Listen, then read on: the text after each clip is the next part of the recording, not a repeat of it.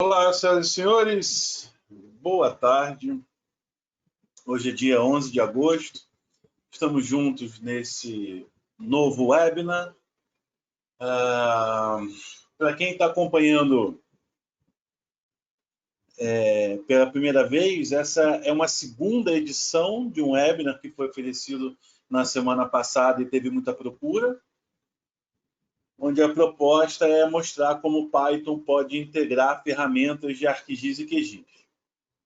O vídeo da primeira parte já está disponível no nosso canal YouTube. Quando eu mandar o material dessa segunda parte, eu também mando o link da primeira, para quem ainda não recebeu.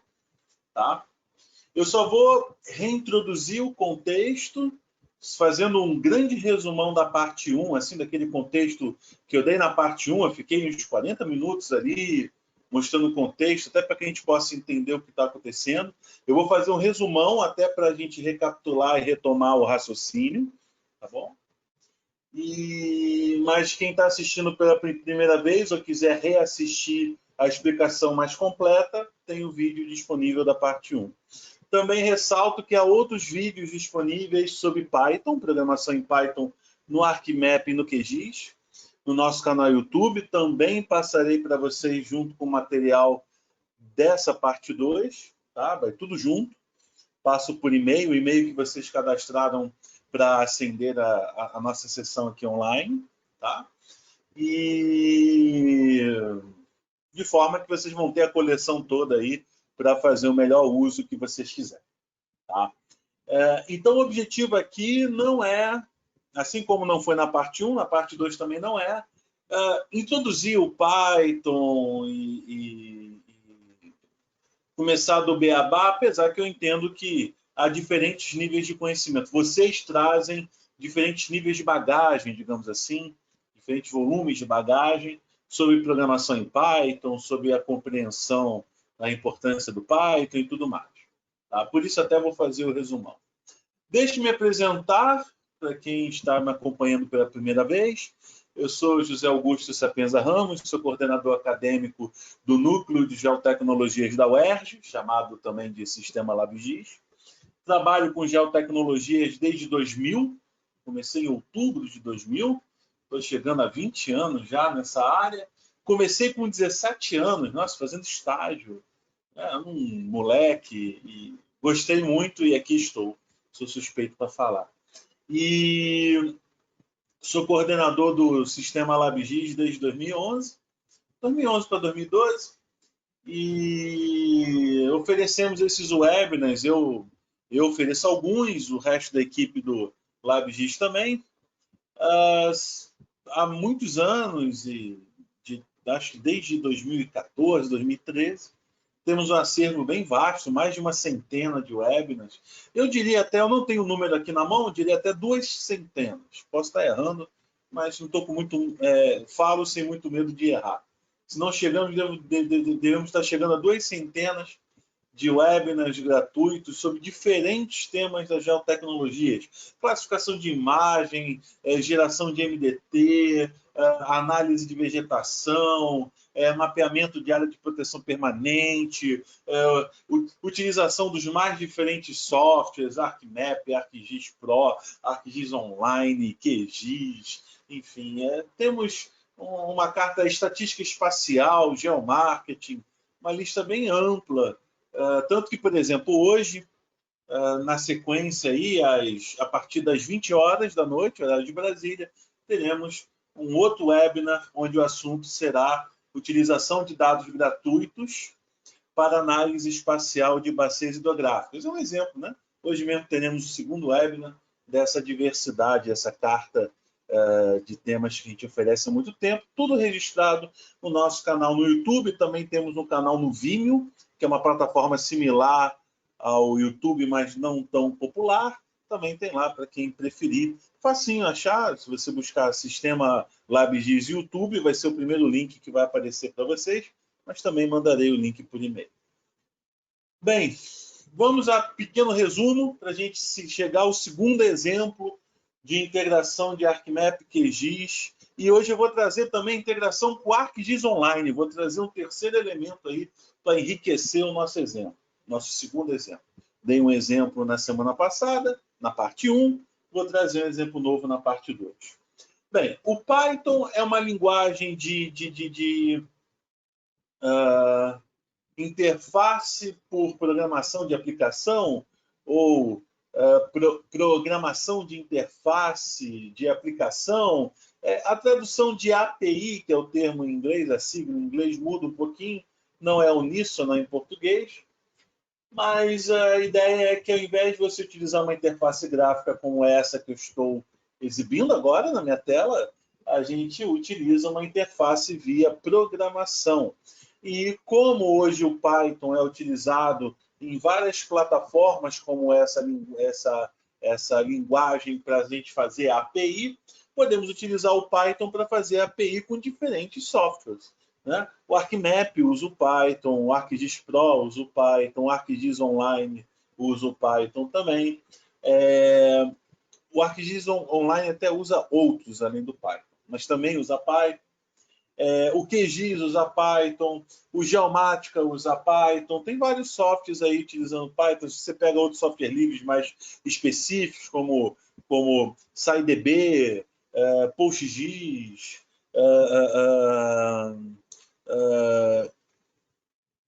Snap, entre outros, você também tem essa interface via Python, bem frequente, não apenas nas geotecnologias, mas também em várias outras áreas. Acaba sendo um caminho bem recorrente para você fazer a API. Então, na parte a priori, né, a priori, quando você tem um Python à sua mão, você pode estabelecer essas APIs, essas interfaces com várias aplicações e aí, então, reuni-las no único ponto. Por que não? Agora eu quero chamar uma função do ArcGIS, agora eu quero chamar uma função do QGIS, agora eu quero gravar os dados no PostgreSQL, por exemplo, no banco de dados. Poderia fazer isso tudo através de um único canal de acesso, de um único script, de uma única rotina escrita em Python. Isso a priori. Na prática, nós temos algumas dificuldades em relação a isso. Eu trabalhei um pouco essa ideia na parte 1 do nosso encontro, que é bem frequente, muito frequente, que para essas APIs funcionarem, você tem que estabelecer muitas configuraçõezinhas, né, muito específicas, que mudam de API para API. Eu acho que essa é uma dificuldade técnica que a comunidade vai ter que dar uma solução, porque você está jogando contra essa interoperabilidade, essa facilidade de interface. Acaba que, na prática, o que acontece? O ArcMap, quando você instala o ArcMap na sua máquina, ele bota um Python todo pré-configurado. Você consegue fazer a API do Python com o ArcMap facilmente se você utilizar esse Python pré-configurado. Se você utilizar um outro Python, por exemplo, você pode ter vários Pythons instalados na sua máquina em várias versões diferentes, ou mesmo uma mesma versão, não tem problema algum. Você tem uma dificuldade em usar outro Python que não seja o que o ArcMap instala de maneira pré-configurada. QGIS é a mesma coisa. Você instala o QGIS, ele bota um Python para você, todo pré-configurado. Se você tentar, então, utilizar outro Python para fazer interface com o QGIS via API, é uma dificuldade grande, não é uma coisa fácil, não. Dá um trabalhinho, não, é horrível e é mal documentado. Talvez essa seja a pior característica, é mal documentado. Eu vou ralar e vou fazer acontecer. Você vai ralar muito, você tem que ter conhecimento técnico, de sistema operacional, de variável de ambiente, de pré-requisito, de compilação de biblioteca. É horrível, cara. É um trabalho hercúleo, é muito ruim. Então, isso está mal ajambrado, digamos assim, né? Está mal arrumado. Por exemplo, então eu tenho aqui já pré-configurado um Python com o ArcMap, posso mostrar aqui na pasta? Ó. Vou mostrar aqui na pasta. Quando você instala o ArcGIS na sua máquina, a pasta padrão, o ArcMap para ser mais específico, a pasta padrão, mostrei isso na parte 1 também, é aqui, ó, C2. Python 2.7, é a versão que o ArcMap usa. E aqui eu tinha a versão 10.6, depois atualizei para o 10.7 nessa minha máquina, por isso que ele tem as duas pastas. Mas a que está valendo é 10.7. E na 10.7 aqui, ó, ele tem um Python instalado, mas todo pré-configurado. Está nessa pasta aqui. E aí eu tenho também um outro Python aqui, que eu usei o instalador para Windows do QGIS, que é o instalador do OS Gel. Você tem o QGIS sozinho, né? Quando você entra lá no site do QGIS, você tem o QGIS sozinho, você tem o QGIS do OS Gel, eu instalei aqui do OS Gel, ele bota aqui no C, tá vendo? Também. E ele aqui no Apps, ele também tem um Python, ele tem 2.7 e 3.7. Ele bota até os dois. Então, esses dois Pythons estão todos pré-configurados, mas ele usa preferencialmente o 3.7, tá? Que é mais novo, como é de se imaginar, né? E também tem outro Python todo pré-configurado aqui, tá?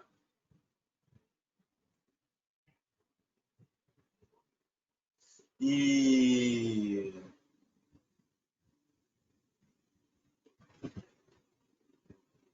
aí, assim, se você quiser pegar esse Python daqui, que já tem a API do QGIS pré-configurado, com o ArcMap, você tem essa dificuldade enorme, por exemplo. E eu mostrei um exemplo na aula, no webinar anterior, de como fazer essa integração, então, que não deveria ser tão difícil assim. Não deveria. Você está jogando contra a potencialidade de usar APIs no Python. Uma facilidade de ter interface com mais de um programa ao mesmo tempo. Você está jogando contra isso. Mas, enfim, a prática se impôs dessa maneira, por questões técnicas e de diferentes montes. E é isso que acontece hoje. Você tem uma dificuldade de integração. Mesmo quem tem experiência aí em fazer API com ArcMap, com o QGIS, tem severas dúvidas de como integrar. E mais, vou buscar no Google. Como a gente faz com tantas coisas hoje? Vou no Google buscar e tentar aprender, ver um vídeo, ver um tutorial. É difícil achar. Você tem até uma coisa meio difusa, meio espalhada, mas é difícil achar, bem difícil achar. Tá? Então, enfim, dadas essas dificuldades, até isso me motivou. Foi a motivação de propor esse tema do webinar. Teve a parte 1 semana passada e hoje a parte 2. Tá?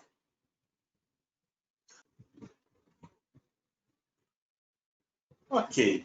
Até tem uma questão aqui de versão. A gente estava conversando também na parte 1. O ArcMap usa Python 2.7, que é um Python antigo, e o QGIS 3, versão 3.x, já usa o 3.7, que é o mais novo. Então a gente tem essa questão de versão também. O 3.10, eu acho, já usa o 3.7.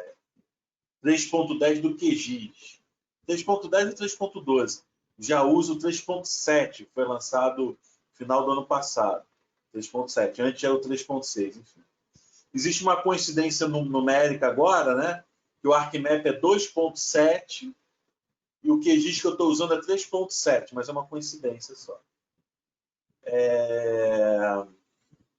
Mas mesmo que a gente utilize o ArcGIS Pro, que eu tenho aqui, por exemplo, você usa o ArcGIS Pro, que também é Python 3.7, é a mesma versão, você vai ter uma dificuldade em integrar essas APIs. Tá? A instalação não é simples. Quem tem alguma experiência com Python pode ocorrer o seguinte: é só você configurar o syspef, as variáveis de ambiente, antes fosse. Se fosse só isso, tranquilo. Isso acontece. Quem já teve alguma experiência assim, de fazer integração de bibliotecas do Python, uma instalação mais manual, digamos assim, sabe que você tem que fazer uns includes de path, de caminho de disco e tal. Não é só isso. Antes fosse. É mais chato do que isso. Principalmente, assim, o ArcMap é chatinho e o QGIS também é. Os dois têm suas chatices, digamos assim. Têm suas particularidades. Fazer na mão é muito difícil. Como eu queria mostrar um procedimento nesse encontro que dura 1 hora e pouca, no máximo 2 horas com as perguntas e tal, queria mostrar alguma coisa que vocês conseguissem reproduzir e tivesse um nível técnico mais fácil possível, tá? Não estou dizendo que é fácil em si, mas é mais fácil possível, né? Eu fui por esse caminho que eu apresentarei a vocês. Tá? Bem,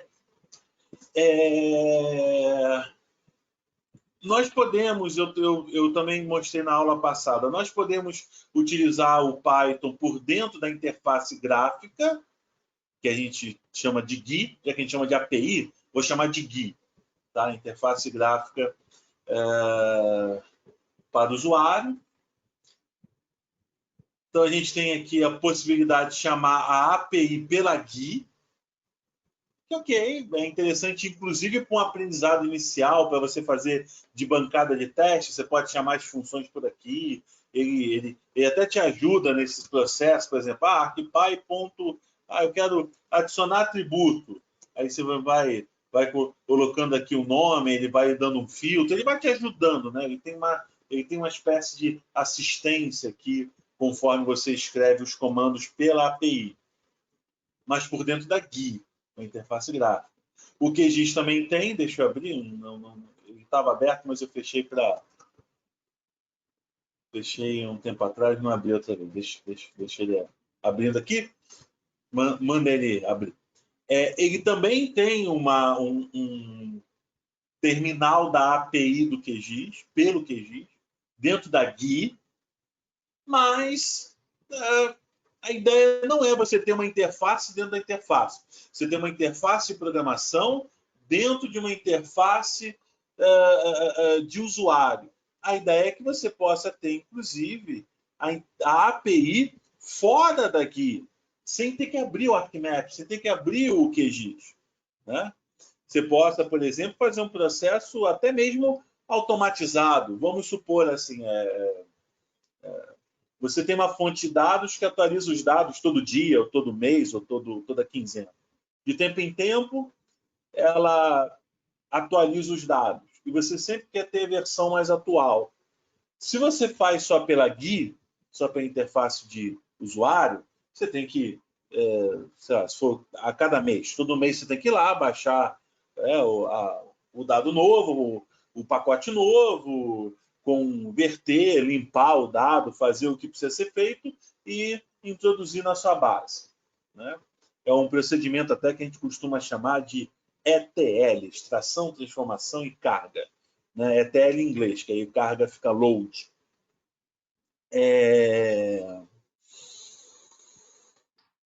Você tem que fazer esse processo manualmente, você pode até eventualmente fazer, se você conhece um pouco mais de ArcMap e ArcGIS Pro, você pode fazer o Model Builder, que você faz um fluxograma de processamento para fazer esse ETL e tal, mas você continua preso à interface do usuário. Você tem que abrir, mandar rodar e tal. Por que não fazer automaticamente? Todo dia primeiro, por exemplo, imaginando que a fonte libere no último dia do mês.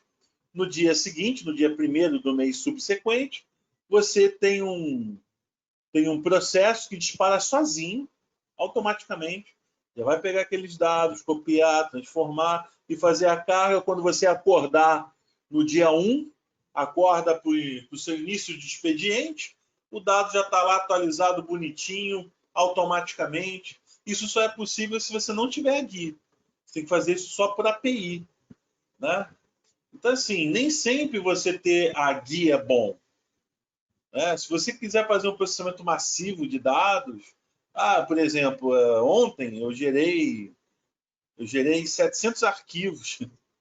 Ontem à noite foi 700 arquivos sobre plumas de dispersão atmosférica, né? Eu fiz isso por API, que se eu fizesse via tela, eu teria que abrir a tela para executar a modelagem da pluma 700 vezes. Isso é impensável.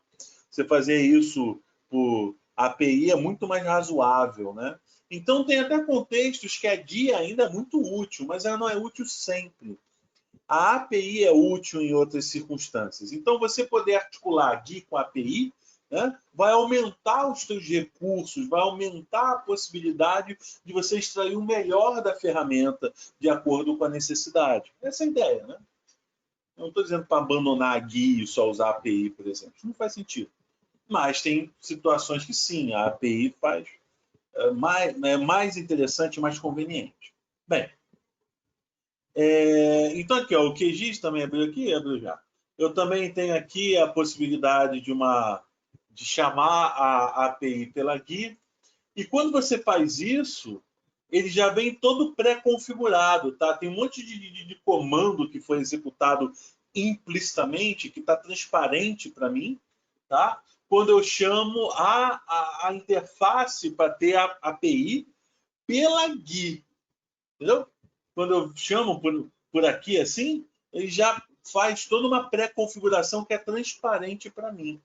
Quando eu fizer por fora da GUI, essa pré-configuração vai ter que ser feita por mim, tá? Utilizando comandos de API, de Python. Tá? Bem, se vocês já se introduziram nesse mundo aí das APIs do QGIS e do ArcMap, inclusive pelos vídeos anteriores, pelos webinars anteriores que eu dei, eu usei muito esse caminho aqui. Vamos aprender um pouquinho do Python por aqui, não sei o que, por aqui e tal, e por aqui também, não sei o que lá, paraná. Mas a ideia aqui não é usar a API. Eu vou deixá-las abertas só para mostrar as ferramentas que nós vamos utilizar. Fazer um depara com a guia assim, estava vendo os comandos da API, é isso aqui na guia que a gente está fazendo pela API. Eles são equivalentes, tá? Mas eu, de fato, não vou usar. Bem, eu vou utilizar o poderoso prompt de comando, tá? Que acaba assim, aqui a gente sai de uma GUI e vai para uma CLI. É uma interface de linha de comando, tá? O nome desse tipo de interface aqui é interface de linha de comando, né? Diferente dessa aqui, que é uma interface gráfica, uma GUI. Eu vou jogar para uma CLI até para a gente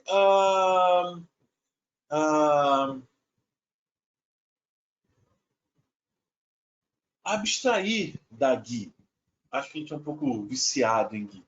Tá? Então, eu vou abrir o poderoso prompt de comando para trabalhar esses aspectos da API. Bem, eu posso chamar o Python, fazendo aqui uma chamada muito rápida, eu posso chamar o Python do ArcGIS por aqui. Ó. Python 2.7, ArcGIS 10.7. Eu começo a digitar, quem não lembra ou quem não sabe como se usa a CLI do Windows, você começa a digitar, por exemplo, eu sei que dentro dessa pasta tem o Python, posso ver inclusive pela GUI. Se eu preferir, eu posso fazer uma exploração pela GUI primeiro, para depois levar lá para a CLI. Aqui, ó, tem Python dentro, né? Python 2.7, ArcGIS 10.7, tá aqui. Então eu sei que aqui dentro eu tenho o python.exe. O que eu faço? Eu começo a digitar e aperto o Tab. Ele completa para mim, tá? É uma facilidade para que você não tenha que digitar cada caractere. Você digita os primeiros, aperta o Tab, a tecla Tab, ele completa. Bem, se eu fizer assim, ele só vai abrir o terminal shell, que a gente chama, do Python, que é o Python que é instalado junto com o ArcGIS, já pré-configurado para a API do ArcGIS. Tá? Pode ver a versão dele aqui, a 2.7 e tal. Então, se eu fizer simplesmente assim, importa o ArcPy. ArcPy é o nome que a Esri, a fabricante do ArcGIS, deu para a API no Python, chamou de ArcPy. É comum nesses módulos do Python eles terem Py no nome, PY no nome, tem vários. Tá? Então, ArcPy, esse daqui importe ArcPy, ele vai carregar a API, tá? Ele está carregando para que a gente possa utilizar.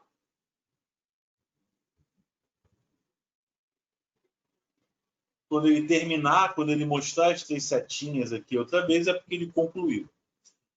Eu também tenho o Python, que já veio pré-configurado no QGIS, já vou mostrar, onde eu também consigo fazer esse import. Aí, no caso, fica import QGIS. No QGIS, é só QGIS, não é QGIS Py, QGIS, é só QGIS mesmo, QGIS puro. Daqui a pouquinho eu mostro. Só acabar aí, mais alguns segundos, ele está carregando ainda. O negócio é meio pesado, digamos assim. Enquanto ele carrega, eu gostaria de chamar a atenção mais uma vez que, no caso do ArcGIS, você tem a facilidade, por exemplo, sei lá, eu quero rodar um negócio doido aqui. Análise de agrupamento. Sei lá. Rodar análise de agrupamento. Pela GUI. Eu quero saber como é que roda pela API. Se você vem no ToHelp aqui, ó, no ToHelp, ele explica como é que, quais são os parâmetros, o que a ferramenta faz. É um helpzinho comum desse, de ferramenta de processamento de dados. Né? Mas no final ele mostra como é que você chama pela API.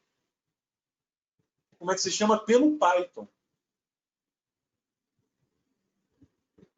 Isso tem todo o help de ferramenta. Aqui ele vai explicando, né, como é que usa, aí vem aqui sintaxe. Aqui já é como é que você chama pela API. E mais embaixo ele ainda traz exemplos. Ó. Exemplos aqui. Como é que você usa pela janela do Python dentro do ArcGIS, aquela janela que eu abri agora há pouco, e como é que você chama sem abrir o ArcGIS. API puro, né? Aqui é a API dentro da GUI, aqui é API puro, como você chama fora, tá? Ele chama de script standalone, tá? Então, ele vem com exemplos aqui. Você tem que ter uma introdução do Python para poder entender isso daqui, é claro, né? Aí tem que dar uma estudada em Python básico, ou você vai aprendendo um pouquinho, analisando comando a comando. O que é esse R aqui antes desse texto? Por quê? Não sei o que lá. Por que aqui é field map igual a field mapping? E aqui no edtable não tem igual antes? Aí, simplesmente, é um pouco o processo do aprendizado. Insisto que tem vídeos do básico de Python, tá? Lá no nosso canal no YouTube. Mas ele vem com essa explicação. Também, quando você roda o comando, ele vem parar aqui no GeoProcessing Results e você pode ver como é que ele chama no Python. A mesma coisa no QGIS. Eu mostrei isso na parte 1, não vou me alongar muito, vocês podem rever lá. Tá? Mas só chamando a atenção para isso, tanto na documentação como no histórico do processamento, tanto do ArcMap como no QGIS, você consegue ver as chamadas em Python. Ele te dá, se você chamasse isso aqui pelo Python, você chamaria assim. Ou seja, você configura pela GUI e ele te dá a chamada equivalente pela API do Python. Então, é uma forma até de você ver como é que chama e tal.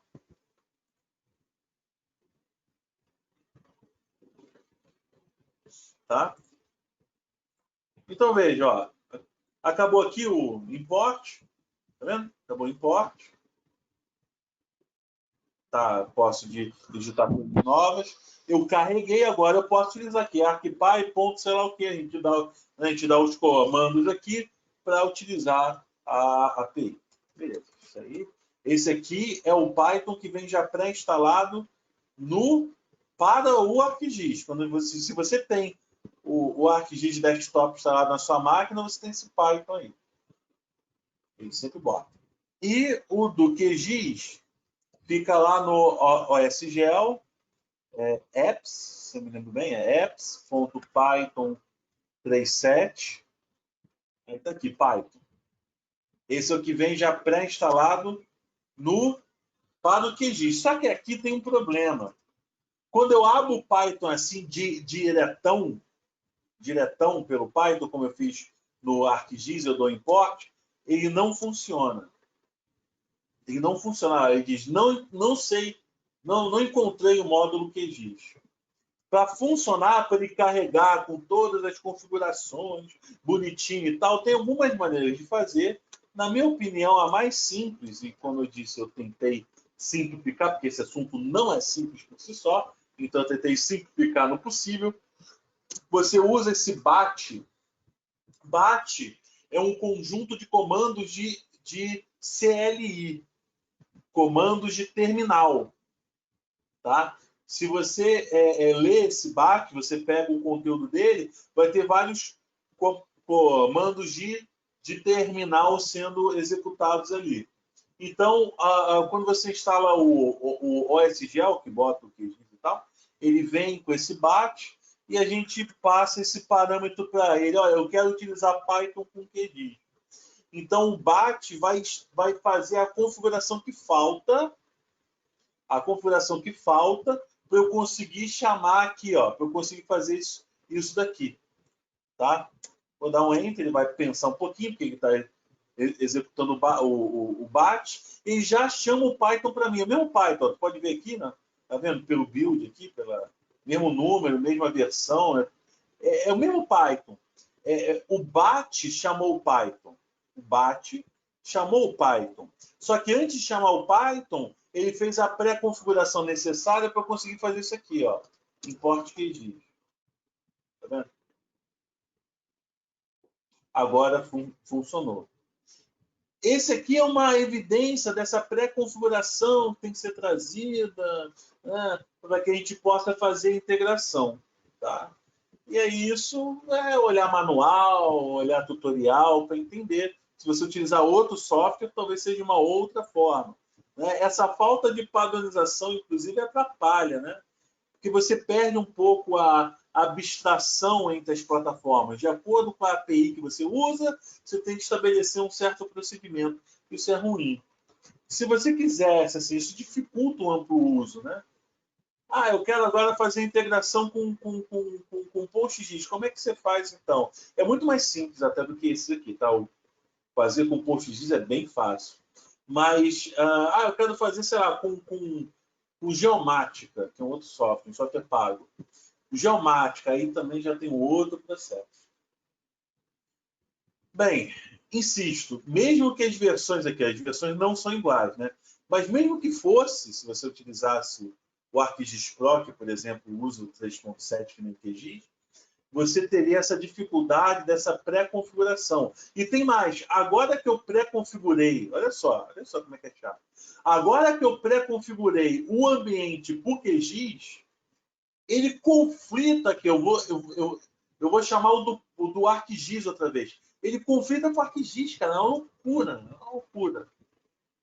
Eu faço aqui import ArcMap, ele até faz, mas conforme eu for utilizando os métodos do ArcMap, ele começa a dar erro, porque a configuração do Python com QGIS conflita com a configuração do Python com o ArcMap, cara. Nossa, é horrível.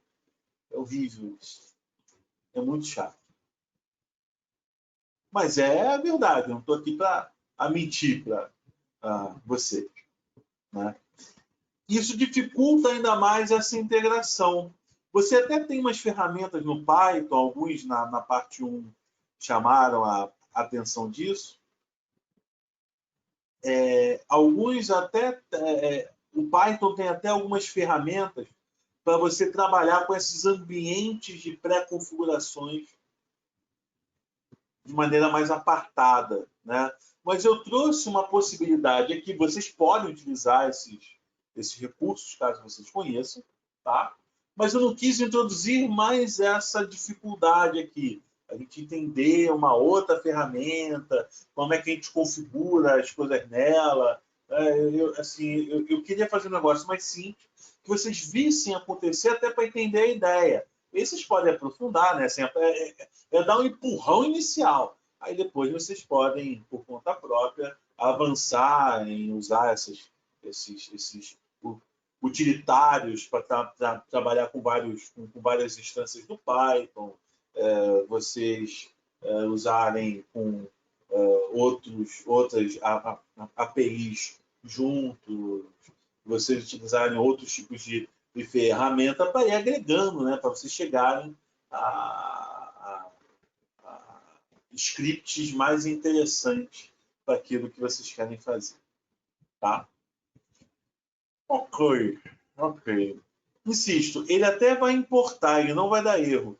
Mas quando eu começar a utilizar, ele vai começar a dar erro. Eu fiz um exemplo na parte 1, não vou me repetir aqui. Porque eu configurei o ambiente para o Python com o QGIS. Aí isso interfere na interface do Python com o ArcMap. É horrível.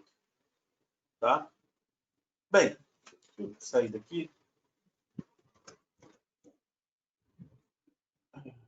Estava só explicando o contexto. Né?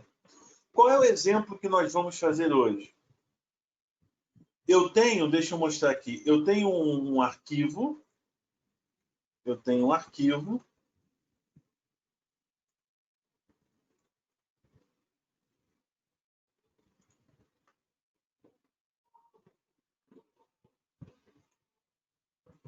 mostrando aqui, ó. Isso aqui é um editor de texto comum. Isso aqui é um editor de texto comum. Você pode abrir esse arquivo CSV no bloco de notas, caso queira. Deixa eu aumentar um pouquinho a fonte. Acho que vai ficar mais confortável para vocês aí que estão assistindo online. Um CSV é um tipo de arquivo onde é uma estrutura de tabela, é uma grande tabela, onde as colunas são separadas por vírgula ou por outro marcador. Por padrão é vírgula, mas você pode escolher qual é o marcador, pode ser um ponto e vírgula, por exemplo. Né? Então, as vírgulas separam as colunas e as linhas, as quebras de linhas, separam as linhas da tabela. Então, vírgula separa a coluna e a linha separa a mesma linha da tabela. E eu tenho aqui as escolas federais, né, da cidade do Rio de Janeiro. Então, tem aqui as unidades de ensino, que estão sob administração da União, governo federal, na cidade do Rio de Janeiro. Eu peguei esse dado em CSV mesmo, no site do data.rio, que é capitaneado pelo Instituto Pereira Passos. É uma fonte aí, para quem é fora do Rio, é uma fonte bastante conhecida aqui. Tem muitos dados geográficos do município do Rio de Janeiro, da cidade do Rio de Janeiro. Data.rio, para quem não conhecer, quiser acessar depois. E eu peguei esse CSV lá, né, onde eu tenho aqui o endereço, né? Tem o CEP, bairro, CEP, né? Eu tenho aqui o endereço, eu quero geocodificar esses endereços. Tudo bem? Só que eu também tenho uma coisa, eu tenho um gabarito, digamos assim, eu tenho a coordenada aqui, ó, a latitude e a longitude, eu tenho a coordenada. Qual é a ideia? Eu quero geocodificar e comparar com o gabarito. As pessoas usam muito geocodificação em SIG, mas eu vejo que há uma baixa preocupação com a qualidade da geocodificação. Aí eu aproveitei essa minha percepção, que é uma baixa preocupação da qualidade da geocodificação com o nosso webinar, e eu juntei as duas coisas. Ó, eu vou geocodificar utilizando dois serviços de geocodificação, um do QGIS e outro do ArcGIS, só que eu tenho um gabarito, então eu posso comparar o desempenho de cada geocodificador. Entendeu? Tudo bem? Então, eu vou comparar o desempenho, essa é a ideia. Né? Eu poderia comparar o desempenho, acho que não vai dar tempo. a gente fazer a comparação em si, criar uma métrica, né? Mas a ideia seria essa, é chamar a atenção para o desempenho dos geocodificadores. Bem, então eu tenho os endereços aqui, não, o nome da escola não, mas aqui, ó, né? Os endereços aqui, né? Rua João Afonso 56, Humaitá, aqui está o CEP, Rua Humaitá 80, Humaitá também, aqui, ó, cadê? Avenida Brasil, 4.365, assim vai. Tá? São 28, 27, né? Porque não conta a linha 1. São 27 registros, tá? Então, eu vou ler esse CSV tanto no ArcGIS como no QGIS para fazer a geocodificação, tudo bem? Tá.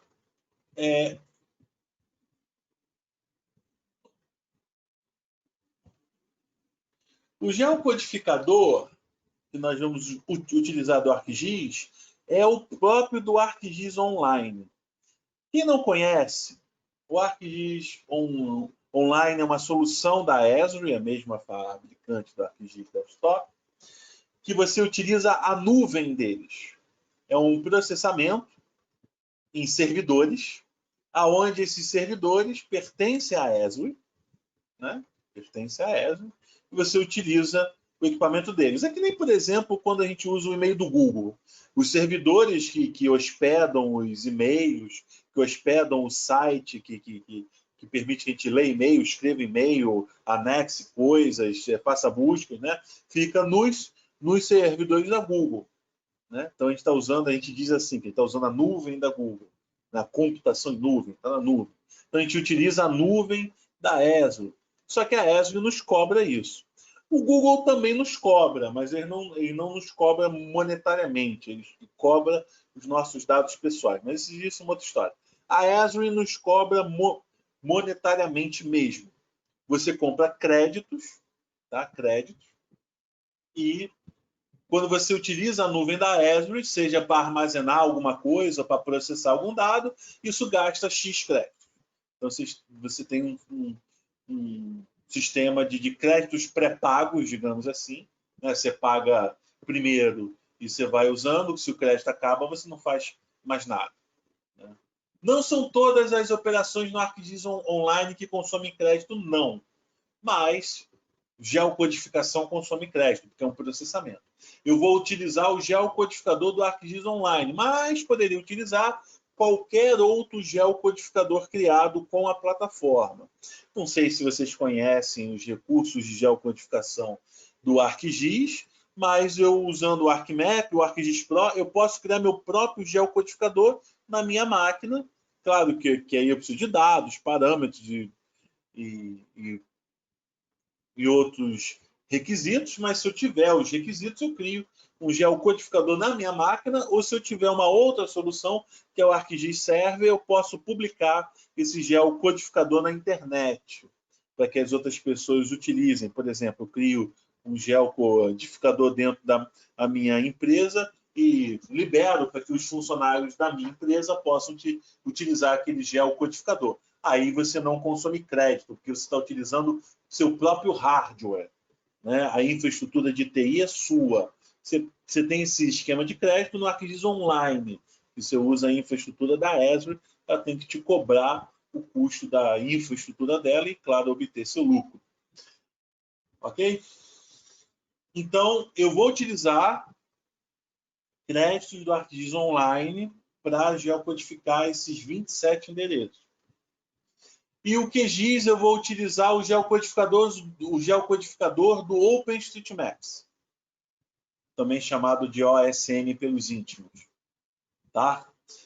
Que é o Nominatim, é o nome. Nominatim, é Nominatim ou Nominatum? Esqueci agora. Daqui a pouco eu checo. Me pintou a dúvida. Mas é o Nominatim ou Nominatum, é o geocodificador gratuito, ele é gratuito, do OpenStreetMap, que se não é o maior, é um dos maiores projetos de mapeamento colaborativo do mundo. Assim como Wikipedia, por exemplo, qualquer pessoa pode ir lá no OpenStreetMaps e ler, copiar ou mesmo atualizar a base, que o foco é uma base de arruamentos, mas também tem pontos de interesse, relevo e outras informações. Tá? Quem não conhece o projeto, sugiro dar uma lida um pouco, que é bastante interessante, né? Principalmente pelo fato de ele ser colaborativo. A própria comunidade de usuários que vai atualizando e alimentando essa base de dados. Então, eu vou usar esses dois. Um gratuito, aberto, e um pago, fechado. A ideia aqui, evidentemente, com 27 endereços, não é dizer qual é o melhor. Eu não estou propondo um desafio de geocodificação. Não é isso. Até porque somente 27 endereços na cidade do Rio de Janeiro não é efetivo para você avaliar a qualidade de um geocodificador. Seria leniente da minha parte se eu dissesse o contrário. Mas vocês, quando vocês tiverem os seus dados, com seus dados, sim, vocês podem comparar. Tá? Comparar o do ArcGIS Online ou algum outro feito com o ArcGIS com aqueles que a gente consegue acessar pelo QGIS. Tá? Inclusive o do Google, se você tiver uma chave, daqui a pouco eu mostro isso.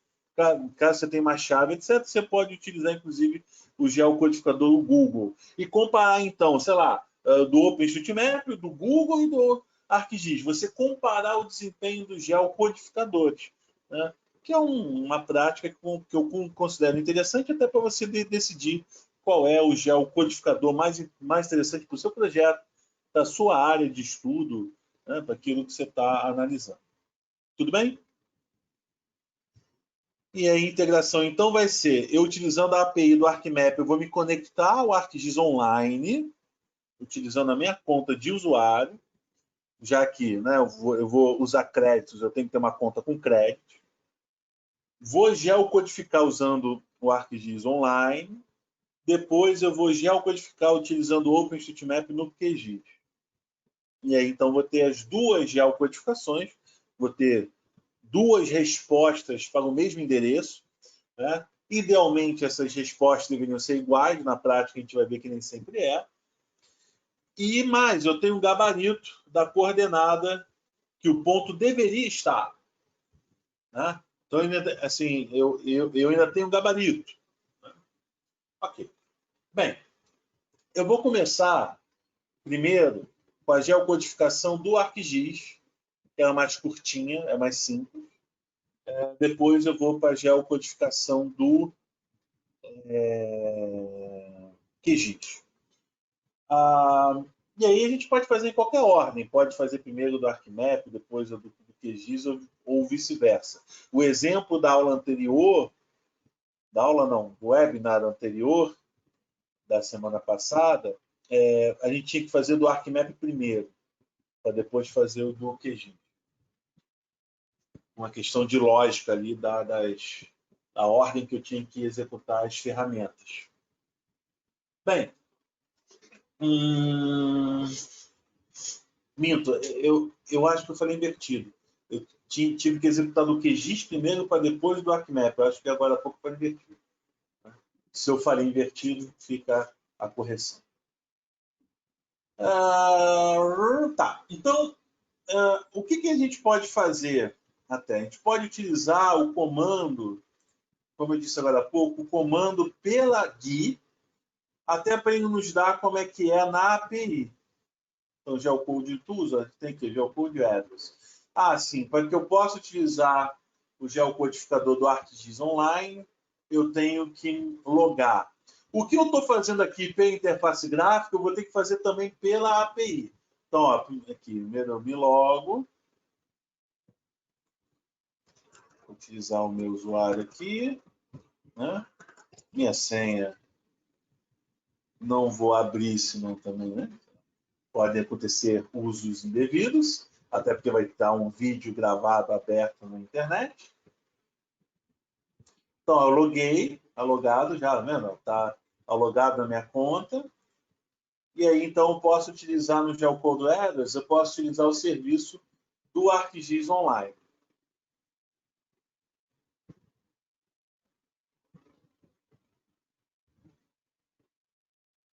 Então, aqui eu dou input table, eu vou mostrar muito rapidamente, porque eu já fiz uma análise detalhada, como é que a gente pega o Python depois de processar pela interface gráfica, na parte 1. Tá? Mas a ideia seria você fazer o processamento pela GUI, rodar, e aí olhar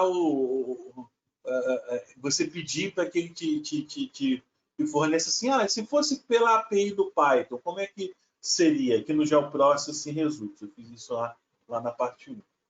Bem, a gente precisa, obviamente, do CSV, do geocodificador e dizer pro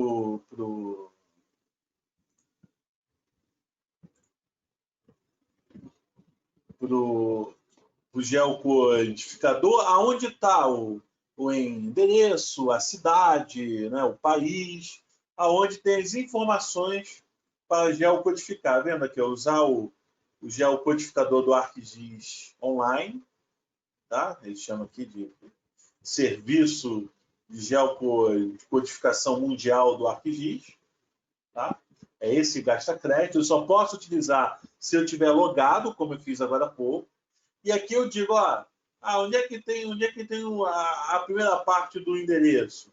Se houver outras partes, você dá aqui embaixo. No caso, eu não tenho. Né? Aonde está a cidade? Cidade é cidade. Então, você vai dando aqui todas as informações que você tem para geocodificar. Quanto mais informação você der, mais chance de sucesso a geocodificação terá. Você define aqui qual é o país, e aí você reduz o espectro de geocodificação. Né? Imagina lá que você busca, sei lá, Avenida Pedro II. Né? Mas tem uma Avenida Pedro II no Rio de Janeiro, tem uma em São Paulo e tem uma em Lisboa, por exemplo. Eu não sei se de fato tem, acredito que deva ter. Né? Então, enfim, mas lá não é Pedro II, lá é Pedro V, né? A numeração da realeza aqui é diferente de lá, né? Enfim, isso é uma outra história, uma questão histórica. Mas você, quando define o escopo do país, você reduz, né, o domínio de busca da geocodificação. Então, você configura aqui como você acha que tem que ser. Você pode ver aqui no help, cada um, o que é esse tipo preferido de localização, ele vai explicando aqui e tal. Né? Você roda, ele vai te dar ele vai executar, posso fazer aqui, só para a gente ver, e a gente pode pegar o Python. Então, rodei de qualquer jeito, tá? Não necessariamente com a melhor configuração. Executando, rodou em 9 segundos. Ele utilizou o serviço online da Esri. Já dá a resposta aqui, só que eu posso vir aqui em GeoProcessing Results, ele me dá aqui no histórico do Geocode Address, clicando com o botão direito, eu posso copiar a chamada no Python, tá vendo? Então, essa é uma maneira até de você ver na prática como fazer uma chamada equivalente via API. Ok? Beleza.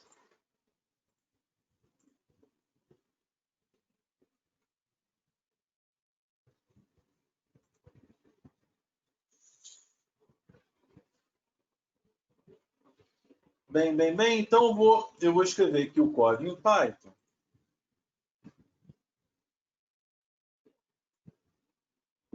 E para mostrar uma coisa que foi fonte de dúvida até na aula passada. Eu preciso escrever o arquivo PY em que programa? Qualquer programa que salve em texto. Você pode escrever até no bloco de notas, mas não vai ser muito prático assim, né? O bloco de notas não vai ter muita ferramenta para você escrever script em Python, mas qualquer coisa que salve em texto. Eu tenho aqui esse Notepad++, é um bloco de notas mais incrementado, mas ele não é específico para você escrever em código em Python. Você pode usar o IDLE, que vem já com as instalações do Python para o Windows, tá? ou utilizar qualquer outro aí de sua preferência. Hoje tem vários. Mas qualquer coisa que salve aí em texto serve. Eu vou começar então o script do ArcGIS, tá? Do ArcGIS primeiro. Primeira coisa que eu tenho que fazer é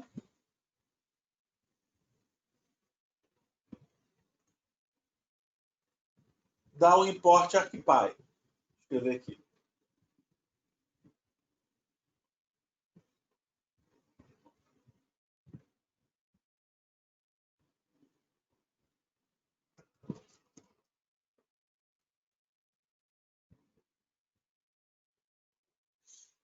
Né?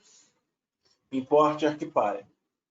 Eu vou botar o caminho base aqui, o base path. É a pasta onde os arquivos estão. Eu posso parametrizar essa pasta, caso queira. Só que eu não estou dando foco nisso. Tá? Eu já tenho aqui o caminho copiado, só para agilizar. Essa aqui é a pasta onde eu estou salvando os arquivos do nosso encontro hoje. Tá? Insisto, essa pasta pode ser um parâmetro, só não estou dando foco nisso. Para facilitar a passagem dos outros, dos arquivos e tudo mais, para que eu não tenha que botar sempre o caminho completo, eu posso fazer isso daqui. Ó.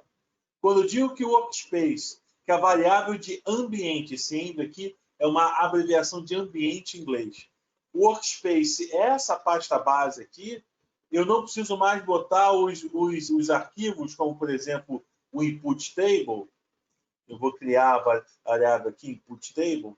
Eu não preciso botar mais o caminho completo dela assim. Ó. Eu posso botar só o nome que ele já vai buscar no workspace. Eu não preciso botar o caminho completo. Posso botar só o nome que ele vai buscar no workspace que já está com o base path. É só para simplificar. Para que eu possa me conectar com o ArcGIS Online, eu tenho que criar um arquivo de conexão que a Esri chama de arquivo AGS, tá? ArcGIS Server, né? É um acrônimo aqui, esse AGS de ArcGIS Server, é um arquivo de conexão. O nome do arquivo é livre, tá? Chamando de com aqui, bota aqui, com agol, pronto, com agol, tá? Agol é uma sigla utilizada para ArcGIS Online. Mas o nome ele é livre. Eu vou salvar também nessa pasta aqui. Tá? Eu vou ter que criar esse arquivo de acesso, de configuração de acesso, para poder utilizar o serviço de geocodificação do ArcGIS Online. Tá? Vou adiantar. Claro que eu fiz uma pesquisa antes de propor o exemplo. Eu não estou tirando isso aqui do zero agora, né? Isso tudo aqui já foi já pré-combinado eu comigo mesmo, evidentemente. Mas achar essa informação, você tinha que criar o AGS, porque você não cria isso na interface gráfica. Não é assim. Você tem que fazer assim para funcionar, eu demorei, tá? Essa informação é difícil achar. E aí, como é que você chama o serviço de geocodificação pela API? Que não é como é que você chama pela GUI, não. Você vai dar o nome do arquivo aqui, que eu chamei de confile, mais barra Word Geocode Server, é o nome interno dele. Tá? Então aqui eu vou estar me referindo ao geocodificador, ao address locator, né? Ao geocodificador do ArcGIS Online. Depois ele tem com o field map, esse field map aqui, esse próximo, essa parte da interface gráfica que eu mostrei aqui, ó, que você precisa dizer, quando você escolhe o geocodificador que ele puxa, você precisa dizer onde tem o endereço, aonde tem a cidade, aonde tem o código postal, né? Você tem que, assim, você precisa dizer qual atributo da tabela de entrada, né, tem cada parte do endereço. Você não precisa dar todos, não precisa, Mas quanto mais você der, mais condições, né, mais informações ele tem para uma melhor geocodificação. Então, esse field map, para não ter que digitar tudo que é enorme, eu copiei daqui. Geoprocessing, resolve, vendo aqui, ó? Você puxa aqui? Eu copiei daqui já pronto, eu configurei na GUI, né, rodei e puxei daqui, porque senão é enorme. Olha só como é que o treco é grande. Dei um Ctrl+C, Ctrl+V aqui, olha só como é que é grande, tá vendo? E botar endereço local, endereço N, visible. Endereço 2, bairro, é horrível, cara, negócio enorme. É uma string com um monte de parâmetro dentro. É mais prático fazer assim, senão ele teria que gastar um tempo entendendo o que é cada coisinha aqui. Até que ele tem um padrão meio autoevidente de preenchimento, assim. Né? O nome do atributo entre apóstrofo, o atributo do campo, visible. Aí eu nem sei o que é esse nome aqui. Precisaria ver na documentação. Se você olhar aqui também no GeoCoGathers, se você olhar no help, o exemplo aqui no helpzinho, né? O exemplo também vai te trazer como é que você chama. Tem alguns parâmetros que são meio chatinhos mesmo de você configurar. Não é tão intuitivo assim, não é só dar um texto ou dar um número, né? Aqui, tá vendo? Address field. Aqui também. Address field. Aí explica aqui como é que é o formato, ele dá uns exemplos. Tem que gastar um tempo, às vezes, lendo, a entender como é que é. Ou você monta como é que você quer e ajusta só um parâmetro ou outro que te convém. E, é claro, isso tudo também pode ser parametrizado, apesar de não ser o foco aqui, criar tudo parametrizado. Então, esse aqui é o field map, seria aquela parte de dizer que atributo tem que parte do endereço, quem tem o CEP, quem tem o logradouro, quem tem o complemento, quem tem o bairro, cidade, país. E aqui é o arquivo de saída que ele vai gerar. Tá? Como eu estou salvando numa pasta, ele já vai criar em ponto .shape, mas então importa, posso botar ponto .shp se quiser. Não precisaria, mas posso. Tanto faz. Para não expor as credenciais aqui, é botar o meu login vocês já viram já qual é, né? Qual é a minha senha? Eu não vou, para não botar a senha explícita aqui, o que eu fiz? Eu criei um arquivo com a senha que eu vou abrir pelo código. Esse arquivo está na mesma pasta do tá no parte 2 aqui, ó. Aí eu boto basepath mais credenciais.txt. Salvei um txt com o meu login e a senha. Só para não expor a senha aqui, eu vou mandar abrir o arquivo, tá? Eu vou ler o conteúdo, assim. Eu posso fechar o arquivo agora, eu não vou usar mais. Então, agora a variável conteúdo tem o conteúdo do arquivo. E o login e senha estão separados por uma vírgula. Eu posso fazer assim, ó. Conteúdo.split está separado por um ponto e vírgula. O split, assim, eu vou pegar o conteúdo do arquivo e vou partir pelo ponto e vírgula. Aí eu fico, então, com o login e a senha. Assim eu não exponho a senha para vocês. É só por isso que eu dei essa cambalhota aí. Tá? Vou me conectar ao ArcGIS Server. Na verdade, eu vou criar o arquivo de conexão. RateGIS Server Connection File. O nome é até subjetivo, assim. Desculpa, é até intuitivo. O nome é até intuitivo. Né? Vou criar um arquivo de conexão ao servidor GIS. Aí eu digo o que eu vou querer fazer. Eu vou querer usar os serviços. A gente escreve assim. Como é que você sabe isso? Documentação. Você não grava essas coisas. Isso é documentação. Tá? Então, lá diz que tipo de conexão você quer criar. Eu quero criar uma conexão para utilizar serviços. Aí você diz assim, eu quero criar uma conexão para publicar coisas novas, para publicar conteúdos. Aí é outro parâmetro que você bota aqui, por exemplo.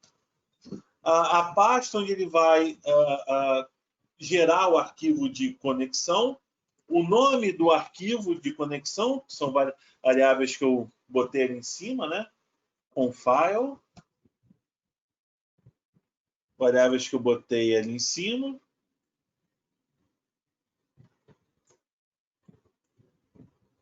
A URL que a gente vai se conectar, aí eu já separei aqui a URL do geocodificador do ArcGIS, tá vendo? Essa aqui. Isso também está na documentação. O tipo de conexão, ArcGIS Server, isso é padrãozão também. E agora o login e senha. Quando o login e senha que eu peguei do arquivo aqui, né? Aqui, ó, login e senha. Eu peguei do arquivo. Então aqui eu vou criar um arquivo de conexão.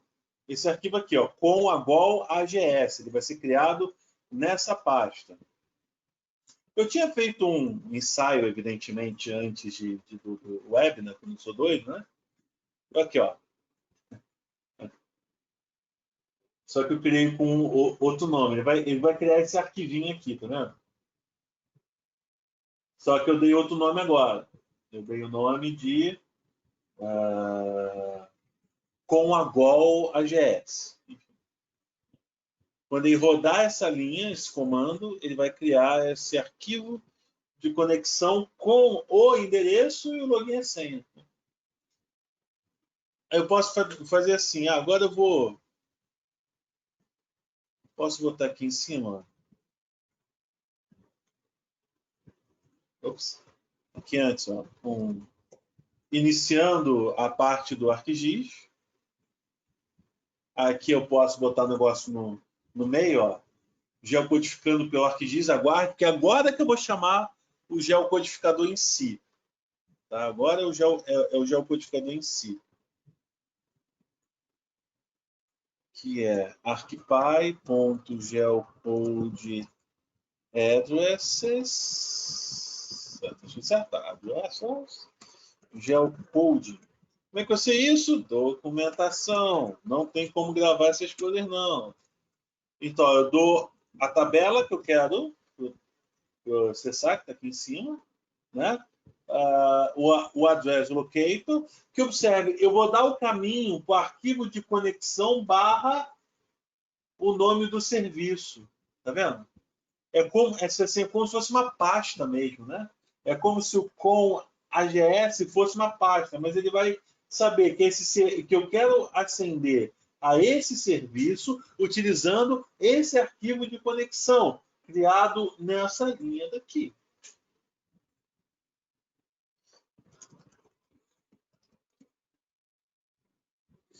Aqui o field map, né? Onde é que ele vai buscar cada parte dos endereços. O arquivo onde ele vai salvar os endereços geocodificados, tá? O tipo de geocodificação, se é estático ou dinâmico. Dinâmico é quando o input ele fica sendo atualizado e você quer atualizar também o output. Não é o caso, a nossa tabela é estática. Só para o Brasil, né? Eu quero a localização do endereço. Aí tem duas opções. Você prioriza a localização do endereço ou você prioriza a posição do endereço no sistema viário, que é para que você faça roteamento. É tipo Google Maps, o Waze, que você fala, estabeleça uma rota até a Rua Zé das Couves, número 100. Né? Então, um ponto otimizado para fazer rota, um ponto otimizado somente para localizar o endereço. Tá? No caso, é somente para localizar o endereço. É isso, tá bom? Isso eu me lembro bem sim.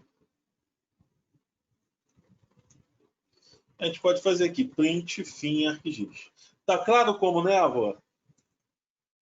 Aí eu vou dar aqui vou dar um Ctrl S para salvar. Eu já deixei salvo o código aqui, até para passar para vocês depois.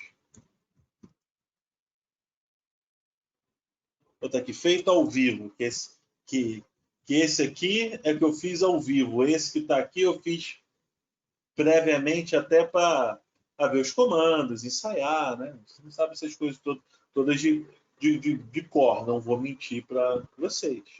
Quando a gente aprende essas coisas, a gente tá aprendendo, a gente vai olhar a documentação, vai olhar tutorial, mesmo quando a gente já sabe, a gente não lembra exatamente a ordem dos parâmetros, o nome de cada coisinha que você bota em cada canto. Isso é sobre-humano, né? A gente tem que olhar sempre a documentação. Eu só não estou fazendo isso aqui para não ficar enfadonho, eu ficar abrindo tela aí, volta, né? Enfim.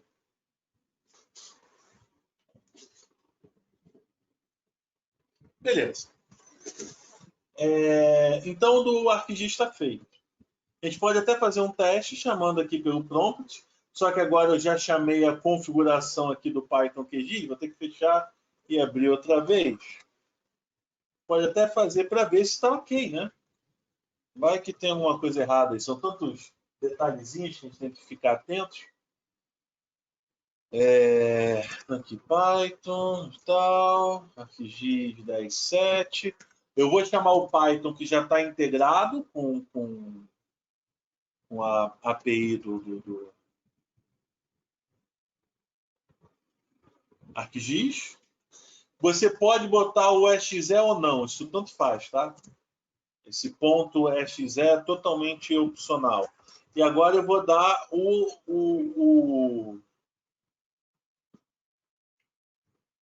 PY que eu fiz, ó, aqui na parte 2 barra parte ArcGIS, parte ArcGIS feito ao vivo.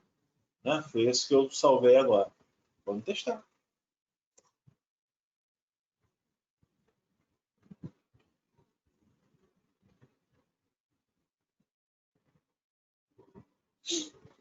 Ele demora um pouco para fazer o import, mas não demora tanto para executar. Esse import ArcPy aqui demora uns 30 segundos, 40, talvez 1 minuto.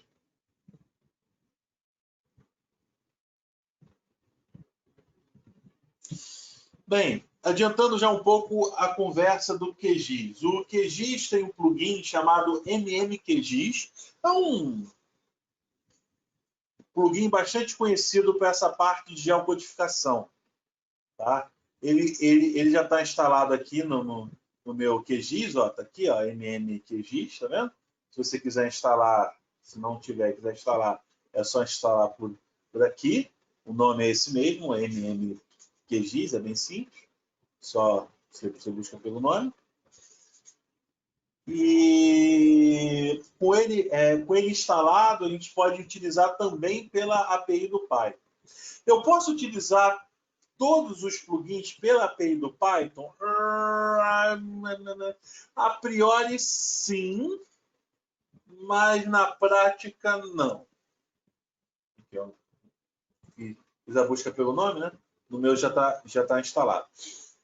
O que acontece? O plugin, quem faz o plugin, quem escreve o código do plugin, se ele não tomar as ações necessárias para ter integração com a API do Python, ou não é possível ter, ou dificulta muito ter.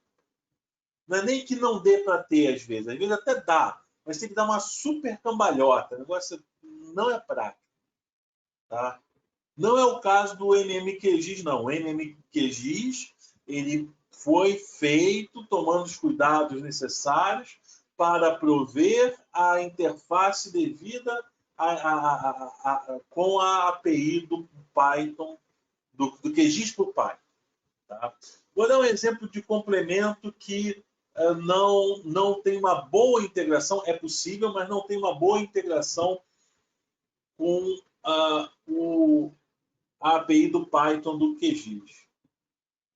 É esse plugin aqui, que cria máscara de nuvens. Ele detecta máscara de nuvens em imagens do Landsat. Muitas vezes nuvens é algo indesejado. Você não quer nuvem. Né? Nuvem, ele te dá ele esconde o que está na superfície, que costuma ser o que te interessa. Ele gera sombra, né? A nuvem já era uma sombra, enfim. Então, você quer identificar onde estão as nuvens até para remover da sua análise. Aí tem essas ferramentas de criar máscaras de nuvens. A gente conseguiu utilizar para processar 250 imagens. É claro, a gente não fez na mão, né? Claro. Né? Mas para fazer pela API do Python, a gente ralou um pouco, porque ele não é muito bem integrado. E quando a gente entrou em contato com o pessoal do desenvolvimento, eles disseram: a gente não fez não, sinto muito, segue a tua vida aí. Aí a gente teve que rebolar para fazer. Aqui, ó, acabou. Só para fechar aqui, ó, a parte do ArcMap não deu erro, concluiu. A gente pode ver se os outputs foram criados aqui, ó. Foram, a gente tem aqui, ó, o AGS que a gente mandou criar, e também tem os outputs aqui, ó. São esses aqui, né? Esse? Mandei criar? Né, aqui, ó. Escolas Federais Geocodificadas ArcMap. Esse outro aqui foi um teste que eu fiz antes do webinar, vou até apagar. Viu? Tá? Criado pela API. Vou fazer agora o do QGIS. Bem, vou ter que usar o MMQGIS. Então, eu vou ter que, além de carregar o QGIS, a API do QGIS, eu vou ter que carregar também a extensão. Tá? Eu vou começar fazendo isso.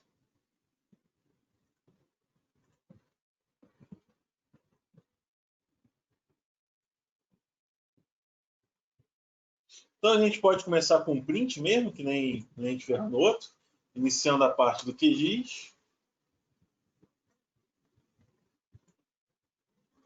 A gente faz aqui, ó, from QGIS.core, importe tudo. Assim, eu só importo uma parte da API. Eu posso fazer assim, import QGIS, onde eu importo tudo, a API inteira, ou eu só posso pegar uma parte assim. A partir do QGIS Core, importa tudo. Tá? Eu posso fazer, por exemplo, sei lá, import sys, é outro módulo bem conhecido do Python. Ou a gente pode fazer assim, ó, from sys import OS. Ao invés de importar, não, desculpa, import path. Ao invés de importar o módulo inteiro, eu importo só o pedaço chamado path, por exemplo. Pode fazer de uma forma ou de outra. É que aqui eu só vou usar essa parte do core. Fica mais leve até se você só importar a parte que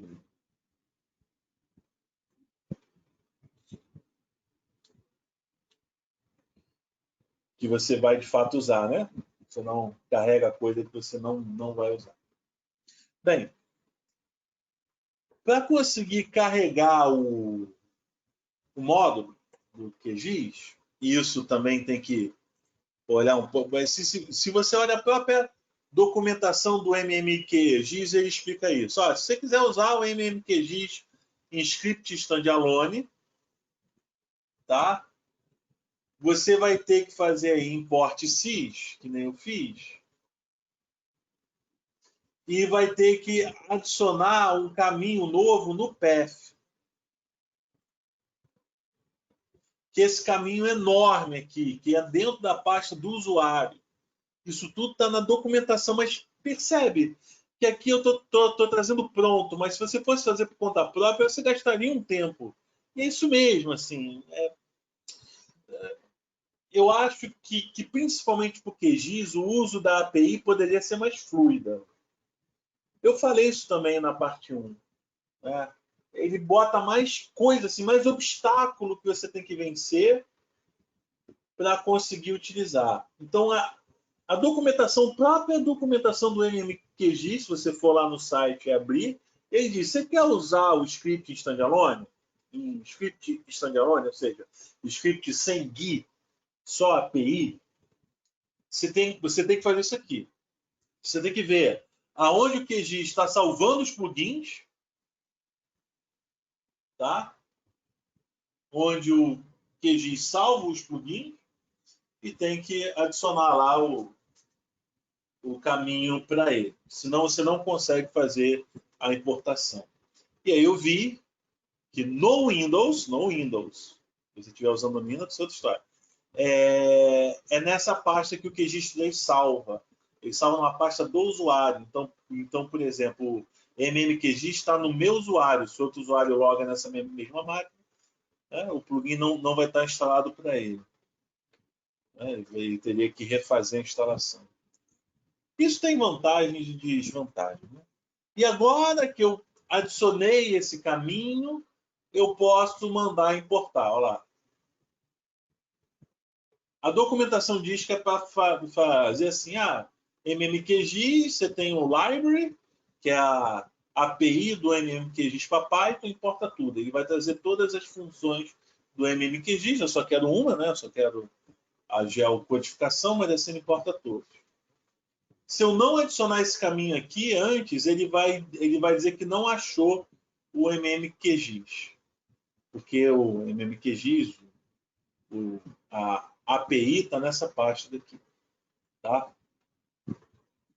E aí, o que eu expliquei na aula passada, não vou me alongar, vocês podem olhar lá, vocês precisam iniciar o ambiente do QGIS, é como se a gente estivesse abrindo a interface gráfica dele. A gente vai aqui, né, ou no menu iniciar, ou pelo atalho, a gente abre o QGIS desktop, a gente está fazendo uma operação similar ao fazer isso daqui. Se eu boto aqui true, se eu boto essa parte true, ele vai abrir a GUI. Ele abre a tela de loading o QGIS e tal. Mas não é o caso, eu só quero usar a API. Então, a gente deixa em false, a gente precisa fazer isso para carregar o ambiente. E da mesma maneira que eu dei init, eu tenho que dar exit. Tá? Init, dou aqui um exit. Isso é lá no final. Aqui no meio eu faço o que eu preciso fazer. Então aqui em cima eu dei o import. Eu tive que fazer essa parte do sys para poder importar a API do MMQGIS. Inicializei o ambiente do QGIS no Python. E agora eu vou fazer o que eu preciso fazer. Vou botar lá o mesmo base path. Tá? Vou botar aqui o nome do input, o arquivo de input. Lá no base path é escolas federais. Da mesma maneira que eu tenho field map no ArcGIS, eu também tenho no QGIS, mas a sintaxe é mais simples até. Eu tenho o nome do parâmetro, vírgula, o nome do campo. O nome do campo aqui, ó, o nome do campo. É o campo que tem o endereço N. Esse aqui é o CSV. Por que endereço N? Pergunta para a fonte, não fui eu que criei o dado. O bairro, tá vendo? Então isso tudo está no CSV, a cidade, o estado, o país, né? Então eu vou botando. Não, esse aqui é do QGIS, do ArcGIS. Esse aqui é do QGIS. Eu vou botando assim, ó, separado, né? Abre parênteses, o nome do parâmetro e endereço. Abre parênteses, nome do parâmetro e endereço. Se você abrir a interface gráfica aqui, você vai encontrar os mesmos parâmetros. Né? Existe esse depara. Não é sempre que tem, não, mas normalmente existe esse depara entre aqui, ó, entre a interface gráfica e a API. Tá?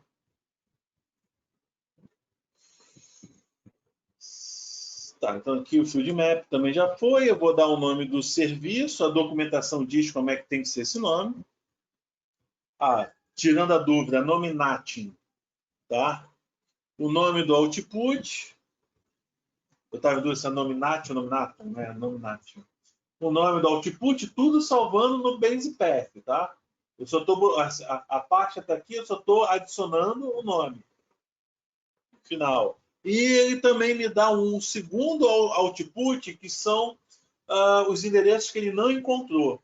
Caso ele não encontre algum, né, ele me dá um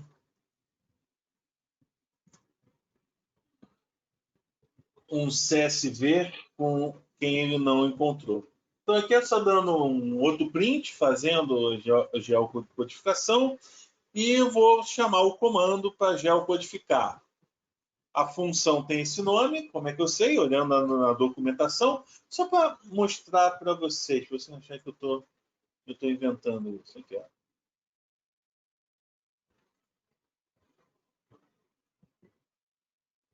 A página que eu usei para construir esses exemplos. É a página do MMQGIS. Eu descobri até, eu não sabia que MM é a inicial do nome de quem fez o plugin, não sabia disso. Soube quando eu abri essa página, mas enfim, aqui, ó, como é que você faz um standalone? Ele explica aqui, ó. Aqui, ele importa, se espera, ele explica, ó, ele tem que botar onde diabo ele está. Eu botei esse nome aqui, mas você tem que ver onde é que ele bota no teu. Não sei o quê. Tá, ele explica aqui como é que faz. Só que aqui ele usa uma outra funcionalidade do MMQGIS, não é o Geocode. Lá em cima ele vai explicar em algum lugar aqui, que eu não lembro exatamente onde, vai por Don't Find, ele vai explicar como é que você usa o Geocode. Don't Find. Geocode. Geocode tudo aqui. Geocode CSV with websets. Ele dá aqui pela GUI, interface gráfica, e também pela API, no Python, como é que se chama. Então é olhar a documentação, não tem jeito. Ele traz um exemplo aqui, ele dá um dado de input para você testar.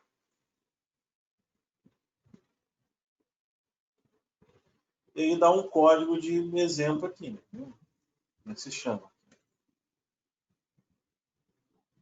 Ok? É assim que você escolhe essas coisas. Bem, então eu preciso do CSV de input, passar como parâmetro, né? O field map,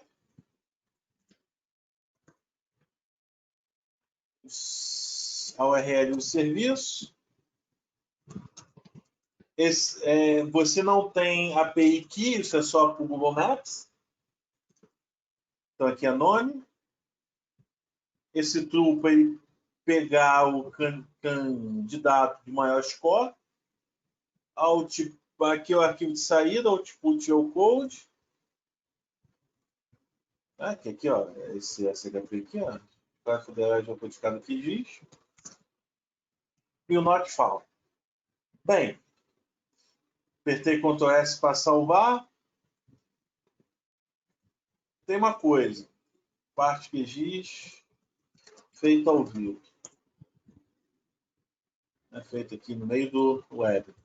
Quando eu salvo em ponto .py, o próprio Notepad++, ele pinta, né, algumas partes do código. Ele bota em laranja aqui, import, from, false. Ele pinta em laranja o que a gente chama de palavras reservadas, o que é string ele bota em verde. é para que fique mais fácil a gente identificar os pedaços do código. Só por isso. Pronto, está feito. Tem uma questão.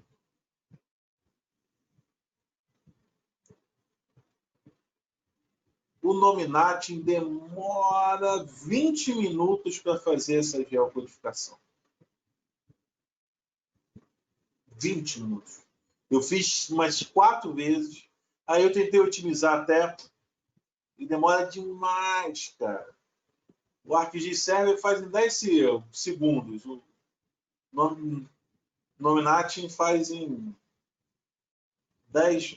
20 minutos. Teve uma vez que ele levou acho que 19 e tanto minutos. Claro que eu não vou ficar esperando ele processar aqui, tá?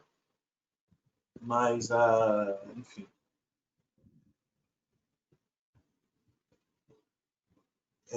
Eu vou mandar rodar, enquanto ele roda, a gente abre para as perguntas. Né? Já temos algumas aqui manifestadas, vocês podem manifestar outras, e a gente deixa ele executando. Por isso que eu disse até que não ia dar tempo de validar a geocodificação, porque ele demora muito para o Nominatim leva muito tempo para fazer. Tá? Enfim, eu não sei se o serviço está sobrecarregado, se está lento lá, ou se você lidou por algum motivo, mas demora bastante, inclusive pela interface gráfica. Não é só uma coisa assim, porque é pela API, não. Não, se você fizer pela interface gráfica, eu fiz vários testes. Também demora muito. Tá? Bem, só que agora tem mais uma questão. Antes de eu rodar e a gente abrir para as perguntas. Mas vocês podem manifestando as perguntas aí. Eu tenho que rodar os dois PY. No mundo ideal, eu poderia botar esses dois PY juntos. Se fosse uma única instância do Python a interpretar os dois. O do ArcGIS e o do QGIS. Isso no mundo ideal. No mundo real, né, onde temos pandemias, atitudes retrógradas, estupidez, doenças inexplicáveis, entendimento do terraplanismo, no mundo real, não é assim. Temos problemas técnicos também, não apenas de cunho social e político.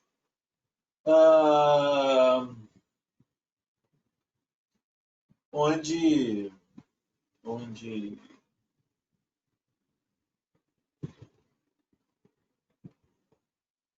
nós precisamos utilizar as instâncias diferentes do Python. Né? Dá para contornar isso? Olha, no caso do ArcMap e do QGIS3, não. Porque a API do ArcMap é para o 2, para o Python 2, e do QGIS3 é para o Python 2. Tá? Então a gente tem uma questão de versão aí que é meio intransponível. Mas se você estivesse utilizando duas APIs no 3, aí dá. Com bastante esforço, dá. Mas assim, não era a proposta de passar por tal romaria aqui no nosso encontro curto. Eu vou dar uma outra solução, a mesma que eu dei na aula passada, que é chamar os dois Python separadamente. Primeiro, eu chamo para rodar a parte do ArcGIS, o Python do ArcGIS. A parte para rodar o QGIS, o Python do QGIS. Então, eu vou chamar cada um com o seu qual, para não ter problema de compatibilidade, que infelizmente, e repito, infelizmente, nós temos. Isso limita demais. Você vai contra a proposta da API. Você joga contra. A essência de você pensar em API é automatizar, é integrar, é facilitar. Isso está jogando contra. Isso vai ter que ser vencido de alguma maneira, em algum momento. Não sei como. Tem pessoas pensando nisso hoje em dia, mas ainda não se chegou numa solução de amplo uso.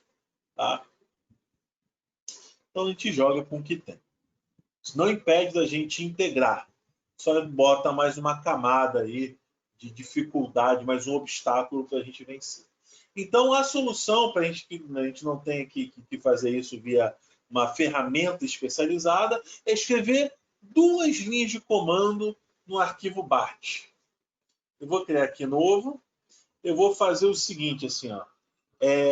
Eu vou escrever um arquivo BAT. Arquivo BAT, como eu disse agora há pouco, é um conjunto, é um pacote de instruções por banco de comando. Esses comandos que eu estou fazendo aqui um a um, né? dir, quais são os arquivos que tem aqui? cd, c2 pontos. Então, aqui, c2 pontos contra barra. Eu vou limpar a tela. Eu tenho vários comandos que eu posso fazer, né? Via CLI, interface por linha de comando, que eu vou criar um BAT para chamar cada PY com o seu Python. Para fazer isso, eu vou ter que fazer assim, command /C, barra contra barra, contra barra. Se não for, ele vai dar erro e aí eu acerto. E eu boto o Python, C2 pontos contra barra Python 2.7, né? Contra barra ArcGIS.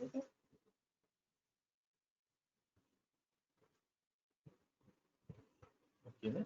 Eu posso até fazer o seguinte, acho que é mais fácil eu copiar, né? Copia aqui, ó. Seleciono, já que eu chamei aqui e funcionou, né? Copio e colo aqui.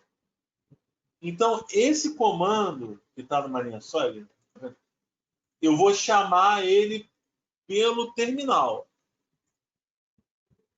E eu vou fazer a mesma coisa com o do QGIS, que eu não executei ainda aqui. Eu chamo aqui c2.barra/sm4 barra Python QGIS. Aí eu vou passar agora o PY, curso GEL, Webinar,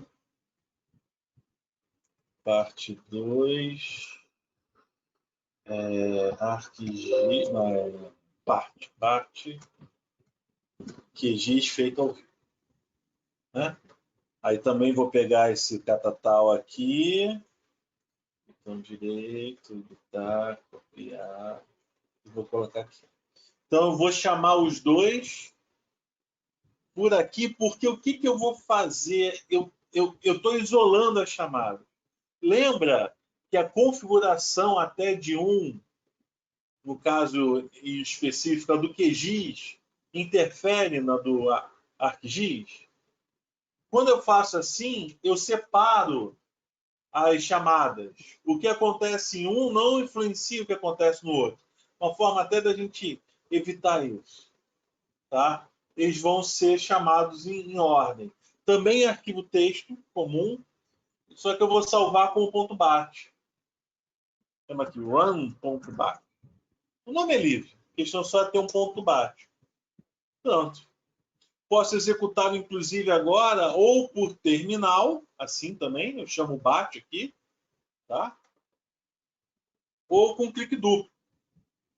Na aula passada, no webinar passado, eu fiz com clique duplo. Vou fazer por aqui só para mostrar a diferença. Tá? Webinar, Python QGIS, parte 2, /run.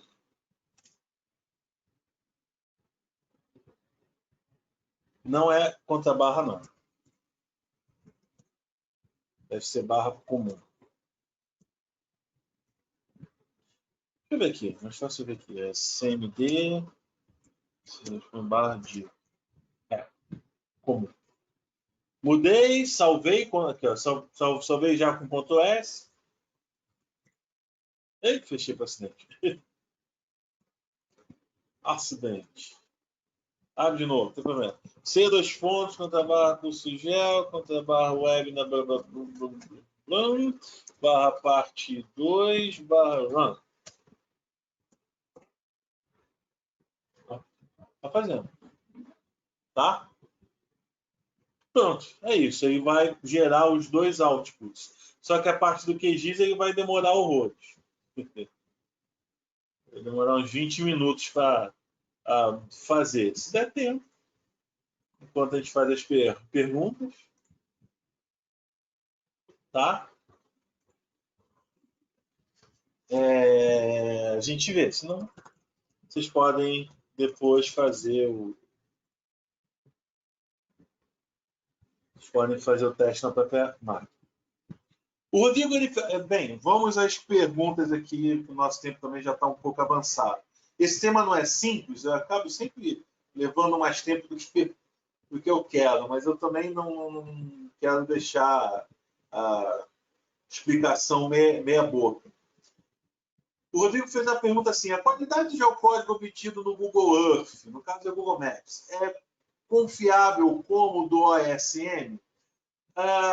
Bem, há duas maneiras de responder essa tua pergunta, ou pelo menos eu consigo imaginar duas maneiras. A primeira é o seguinte: aquilo que é feito com mapeamento colaborativo é tão qualificado, a gente consegue resposta tão qualificada como aquilo que a gente consegue com serviços privados e pagos? Essa é uma maneira de trabalhar a pergunta. Eu respondo: depende. Tem casos que sim, tem casos que não. Os serviços do OSM, do OpenStreetMaps, eles são normalmente testados em sua dimensão cartográfica, na sua completude cartográfica.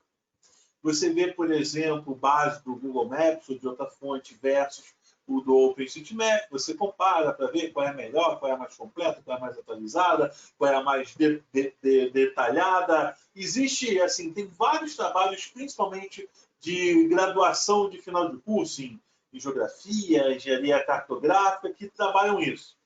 Vou comparar a base do OpenStreetMap com essa outra base daqui, seja da prefeitura, do Google, seja lá de onde for, e ver qual é a mais detalhada, mais atualizada, mais acurada, mas aí você cria as métricas de comparação. Tem várias métricas. Né?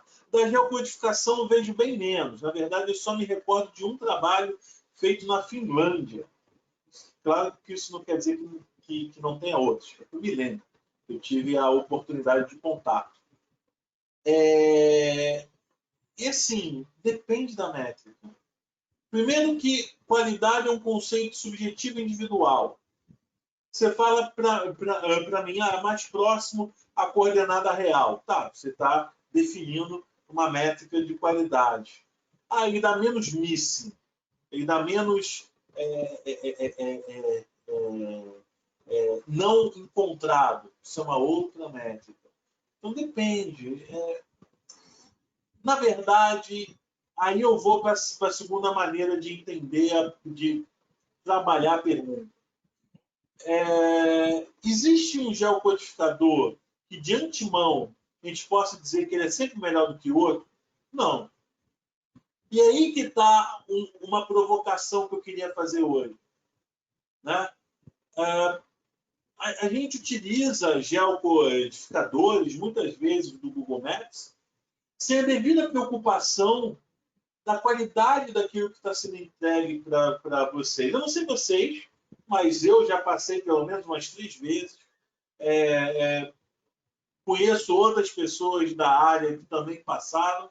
No uso cotidiano de Uber, Google Maps, Google Earth e afins, desses sites aí de amplo uso que as pessoas que não são da área usam aí no seu dia a dia, ele te dá uma coordenada totalmente furada.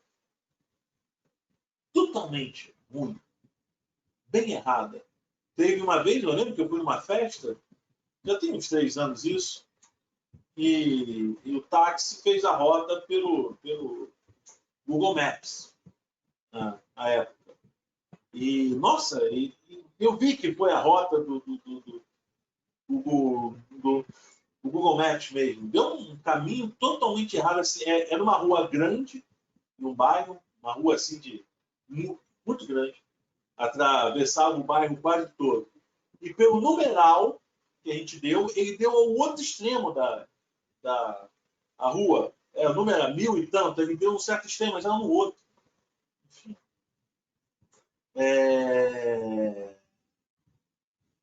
E outros casos tantos. Então, assim, depende. A questão é, você tem que avaliar, até porque tanto o Google Maps como o Open e o Street Maps é um fuxico. Eu brinco chamando de fuxico. É uma mistura, é um recorte, um retalho de várias bases de dados, de várias fontes, aquisitados com técnicas diferentes, com métodos diferentes. Por mais que você tenha uma preocupação da fonte manter uma qualidade, o Google Maps, por exemplo, não se compromete com o nível de qualidade mínima da base deles por questões jurídicas, inclusive. Ele não diz assim, eu assino embaixo, eu garanto, o erro na minha base não é maior, sabe, que 1 metro, 2 metros, 10 metros, 100 metros.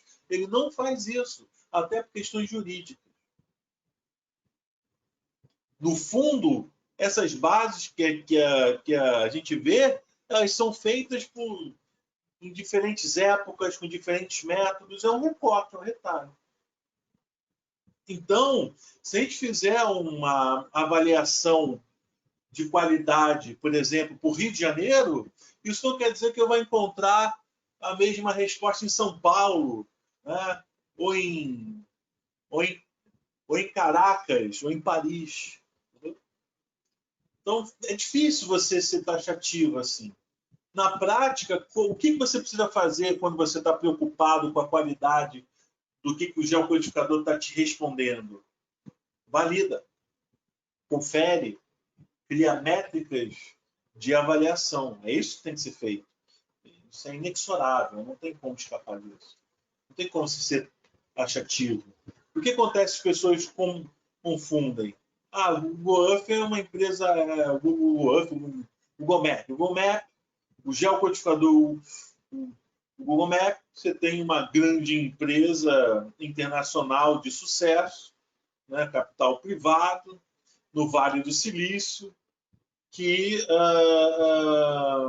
está por trás dessa base. Confio mais nela do que base feita por pessoas espalhadas, difusas pelo mundo, então acho que a empresa tem mais foco, tem mais compromisso com qualidade, né? Tem mais segurança para me entregar um resultado qualificado. Nem sempre isso procede. Tá? Tem muitos erros na base do Google Maps, por exemplo.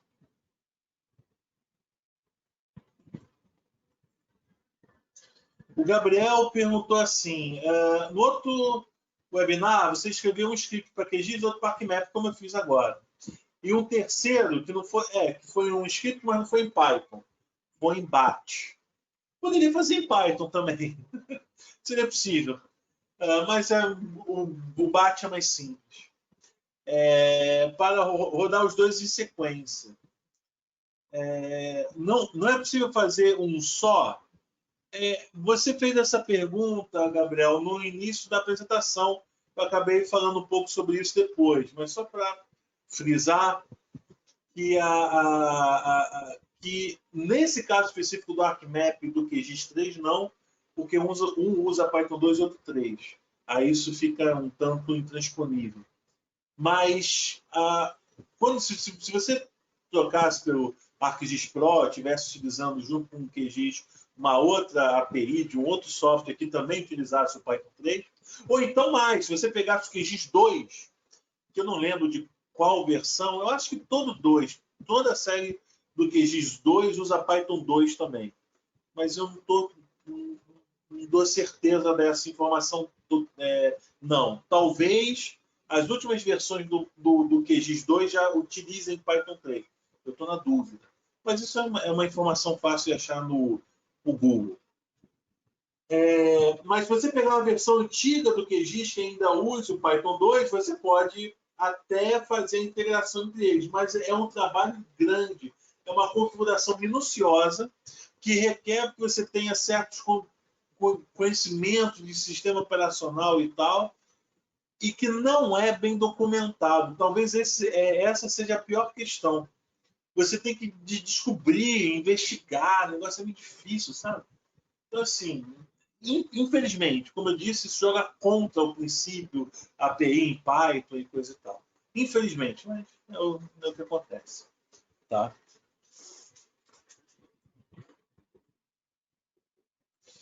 Bem, pessoal, temos mais perguntas, não? Não sei, temos? Vamos ver como é que está o nosso script lá? Ele começou agora aqui, ó. Ele acabou a parte do. Ele acabou a parte do ArcMap, ele começou o QGIS, e ele dá esses warnings todos mesmo, tá? Isso aqui é esse warning pelo seguinte: no CSV você pode ter os atributos até tamanho de 255, mas no Shapefile até 254. Ele fala, ó, no output eu estou truncando, ele dá um monte de warning aqui. Estou truncando, estou truncando, estou truncando, estou truncando, estou truncando. Aí ele dá para cada atributo. Ele enche aqui. Ele diz que tem um atributo que tem mais do que 10 letras, né, do que 10 caracteres. O Shapefile não permite mais do que 10. É uma limitação. E ele dá um último warning aqui, dizendo aqui a resposta da geocodificação. Colégio Pedro II, unidade 180 mil de Chapecoense, Saara, centro, esse é o output da geocodificação. Esse eu acho que foi o primeiro ponto. Ele está dizendo, ó, eu tive que truncar porque o Shapefile só pode ter 254. Então, como eu escolhi o Shapefile, está dando esses warnings todos. Se eu quisesse, eu teria que, sei lá, acho que ele aceita Shapefile, se eu me lembro bem. Shapefile, KML, poderia botar em CSV, tudo bem. Ou se fosse em KML, aí eu não teria essas limitações de no máximo 254, não ficaria enchendo a paciência com os warnings. Mas ele está fazendo a geocodificação aqui, só que ele demora um tempão. Ele já acabou do ArcMap, e o que diz ele ainda está aqui. A gente tem que esperar acabar e tal. Poderíamos, por exemplo, eu quando propus a primeira versão, assim, quando eu pensei no exemplo do Webinar, eu pensei assim, que aí a gente pode fazer a geocodificação e aí eu posso fazer uma análise, que eu tenho a coordenada de gabarito, eu pego qual foi o lat-long que o ArcGIS me deu, qual foi o lat-long que o QGIS me deu, qual é o lat-long de gabarito, eu comparo essas distâncias, né? Existe a ferramenta Near Distance, tanto para o ArcMap como para o QGIS. Eu poderia chamar por uma API ou por outra e fazer o cálculo, pegar uma média e ver, na distância média do ArcMap foi tanto, a distância média do QGIS foi tanto. Insisto, não para fazer de um deles o ganhador, porque fazer só com 20 e tantos pontos numa área só específica, né, não é estatisticamente significativo. Mas é só para ver, com esses dados, que teve melhor de desempenho, nesse caso super específico, super particular. Mas adianto que eu fiz o teste, foi o ArcMap. O ArcMap teve o melhor desempenho, só porque também o OpenStreetMap deu pontos muito distantes. Ele deu um ponto em Cabo Frio. E ele deu um ponto só, dos 20 e pouco, ele deu 3, eu acho. Ele deu um em Niterói, um em Caxias, que somos municípios vizinhos, e outro em Cabo Frio, que é muito longe.